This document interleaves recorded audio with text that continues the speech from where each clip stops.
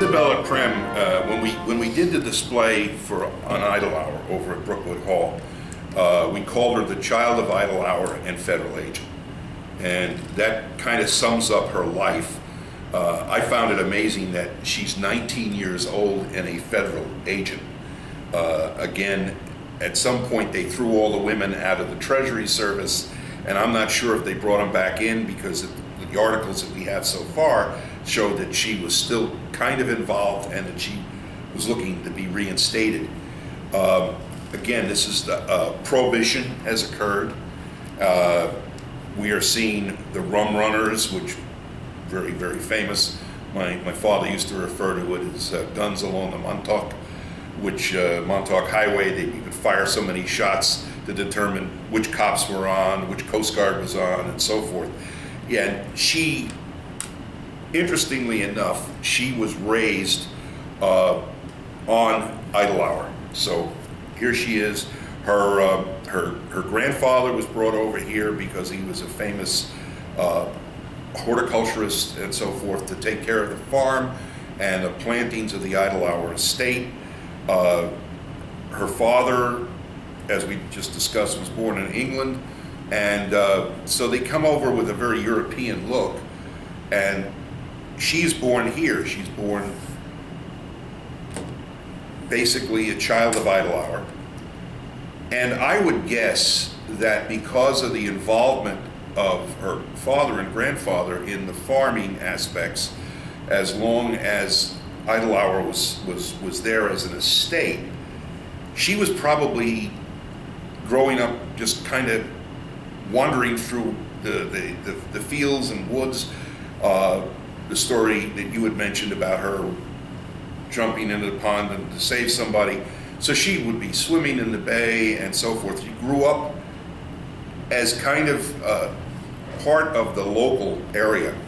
And that comes through very clearly in the newspaper articles that are in here, where they talk about the fact that she knew the bay, she knew the inlets, she knew everything. And the rum runners could not put one over on her, because she would know that if they saw a light flashing over there, she'd say, "That's Bayshore. Let's get over there. Something's going on."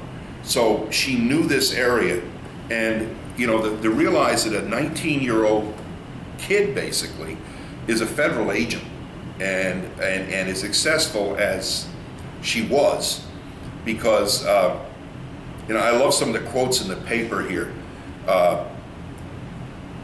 In 3 months of federal service, she had basically created complete havoc for the rum running community. In spite of everything, she would find them.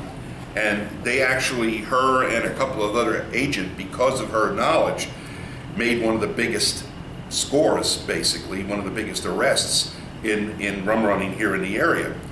But her quote is, she wants more excitement, and I'll get them too, she says determinedly, for the authorities will have to realize soon that they made a mistake when they dropped the women from the force.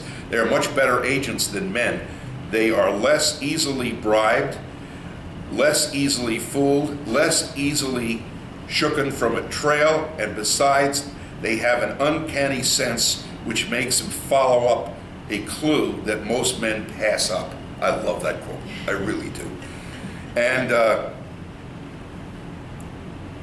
she actually was shot at and shot back, and she basically said, the reporter asked her about that, and she says, well, bootleggers are bad shots, because first they're probably using some of the stuff they're importing, and on the second basis they're nervous and they miss me. So I mean, this is no wonder her father did not approve of any of this, and that came out clearly in her here in the article, where her father did not approve of her, as she put it, living an owl's life. She slept all day and was up all night as she chased this, and she's described as a dark fringed hazel eyes twinkle with excitement. And you can see in the pictures with the bobbed hair of the 1920s, the modern woman that, and getting back to what we had talked about,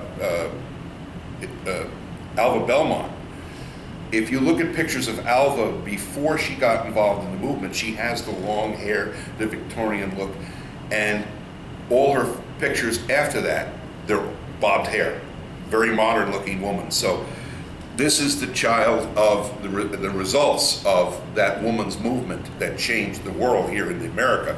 And people were fascinated with her because I saw articles about her all over the country. There would be like Nebraska or, New Jersey or Florida. They would have articles on her in all newspapers across the country. So I thought that was interesting that there's this Oakdale woman, young woman, and people all over the United States are interested in her life, her fascinating career. She's living in adventure at the time of women are finally realizing their potential in this country.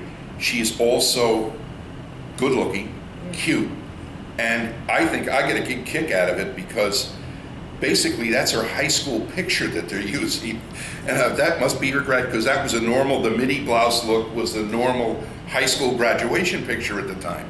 So, it's very interesting. It's interesting that they would hire someone that young, but they did. Why? Because as she says in some of her interviews, she knew every back road. She knew all of the unfrequented roads in Islip, and they couldn't fool her.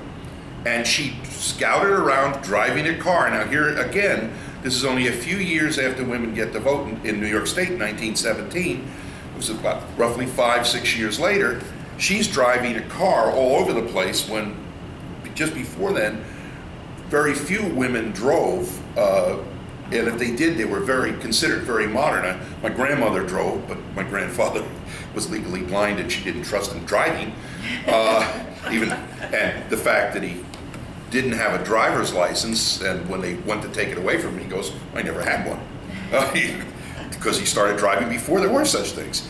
But this modern woman thing came out of all of these women who not only struggled for the vote, but struggled for a lot of things, and we see the whole attitude changing.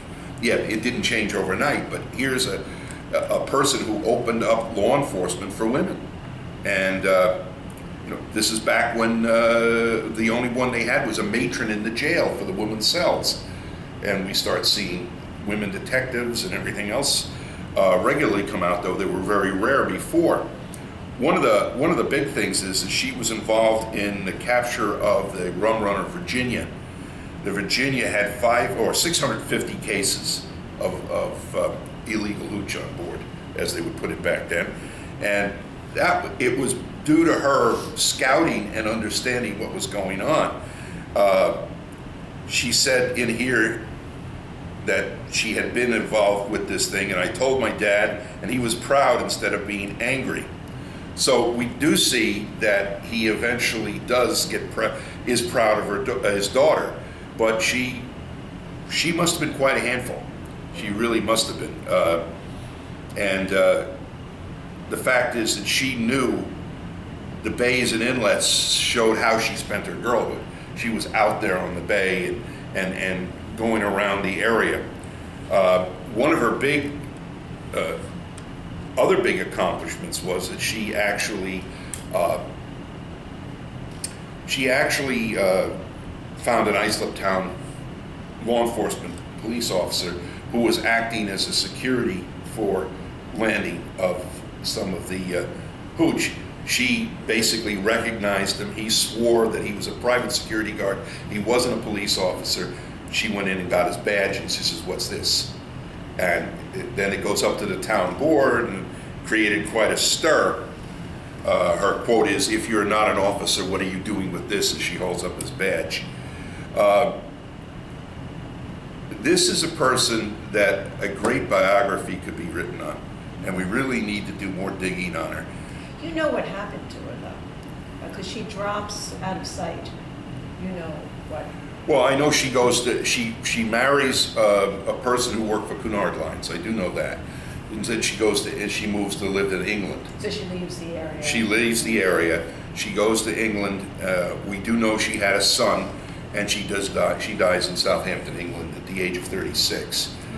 But she had quite a life as a young person, and How did she die?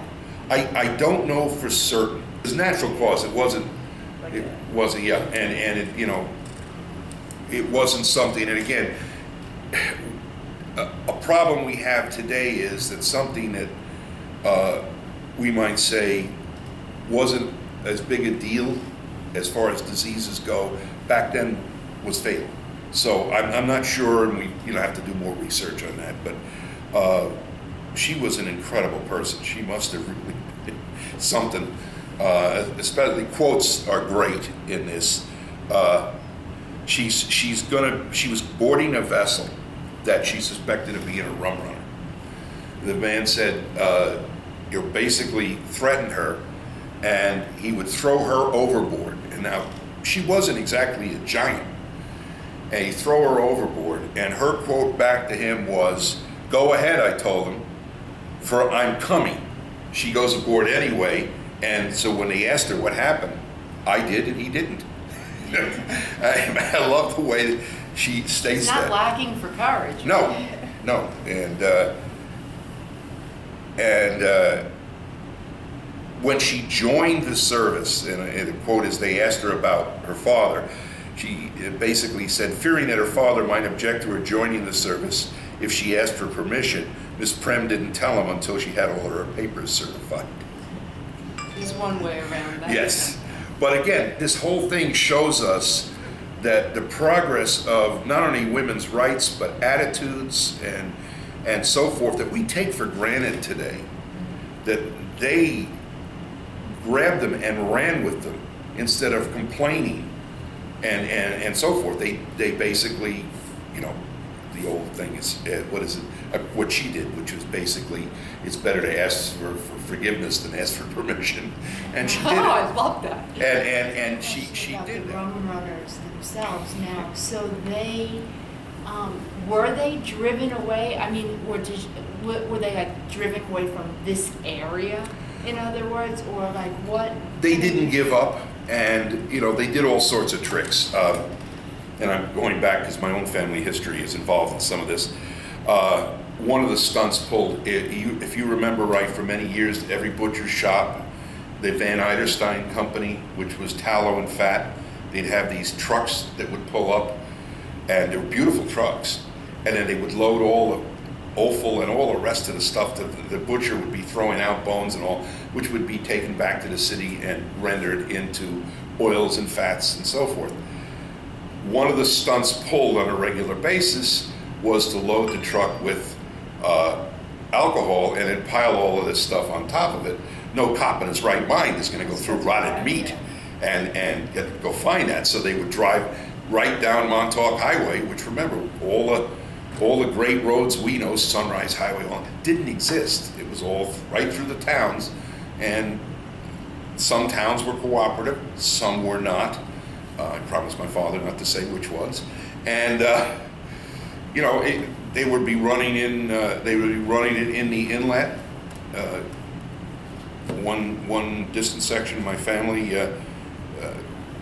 they were noted as the greatest bar pilots there were, and they would take vessels in and out. They had a tugboat and everything else. And one of the women, and I asked her, why she did it, and she goes, "Well, they never told me what was. They just said they had a freight boat. Yeah, I would not take any alcohol in." Well, that's what they were doing. And they would be building a Coast Guard cutter on this way, and on this way they'd be building a rum runner, which would be faster than the Coast Guard cutter that they were building over here. And it was a Wild West time here, and to see a 19-year-old young woman in the middle of this is, to me, absolutely amazing, because there were mobsters involved. It got really brutal, especially later on.